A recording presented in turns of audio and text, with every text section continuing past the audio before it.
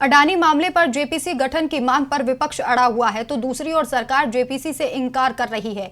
इसे लेकर संसद का बजट सत्र बिना किसी विषय पर चर्चा किए बिना समाप्त हो गया। विपक्ष अभी भी जेपीसी की मांग पर अड़ा हुआ है तो वहीं दूसरी ओर शरद पवार ने जेपीसी की जांच पर सवाल उठा दिए हैं। ऐसे में एक सवाल यह भी उठ रहा है कि आखिर देश में कब कब जेपीसी बनी और उसकी जांच की क्या रही रिपोर्ट। देश में बड़े घोटालों के लिए जेपीसी का गठन होता रहा है। 2 बार बीजेपी शासन में और 4 बार कांग्रेस के शासनकाल में जेपीसी बनी और सबसे बड़ी बात यह है कि किसी भी बार रिपोर्ट सरकार के खिलाफ नहीं आई, जैसा कि एनसीपी चीफ शरद पवार ने दावा किया है। सबसे पहले जेपीसी बनी थी 1987 में बोफोर्स मामले को लेकर। उस समय राजीव गांधी देश के प्रधानमंत्री थे और जेपीसी के अध्यक्ष बने कांग्रेस नेता बी शंकरानंद। जेपीसी की 50 बैठकें हुई और 26 अप्रैल 1988 को रिपोर्ट सौंपी गई। जेपीसी ने विपक्ष के सभी आरोपों को खारिज कर दिया तो विपक्ष ने रिपोर्ट को खारिज कर दिया। लेकिन जब लोकसभा के चुनाव हुए तो कांग्रेस को सत्ता से बाहर होकर इसकी कीमत चुकानी पड़ी। कांग्रेस के नरसिम्हा राव के नेतृत्व वाली सरकार में 1992 में हर्षद मेहता शेयर बाजार मामले को लेकर दूसरी जेपीसी का गठन किया गया। इसकी अध्यक्षता कांग्रेस के वरिष्ठ नेता रामनिवास मिर्धा ने की थी। लेकिन जेपीसी की सिफारिशों को ना तो पूरी तरह से स्वीकार किया गया और ना ही लागू किया गया और इसका नुकसान कांग्रेस सरकार को हुआ क्योंकि लोकसभा चुनाव में कांग्रेस की सत्ता चली गई।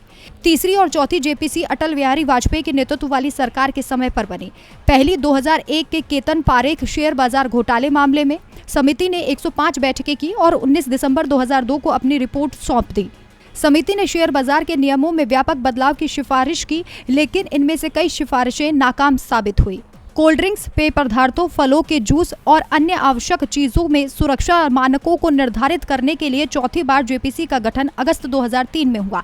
इसकी अध्यक्षता एनसीपी प्रमुख शरद पवार ने की थी। जेपीसी ने 17 बैठकें की और 4 फरवरी 2004 को संसद में अपनी रिपोर्ट सौंप दी। रिपोर्ट में शीतल पेय और पीने के पानी के कई मानदंडों की सिफारिश की गई, लेकिन सालों बाद भी इस पर कोई ठोस कार्रवाई नहीं हुई और साल 2004 में जब लोकसभा चुनाव हुए तो बीजेपी सरकार सत्ता से बाहर हो गई। 5वीं जेपीसी मनमोहन सिंह के दूसरे कार्यकाल 2011 में बनी थी।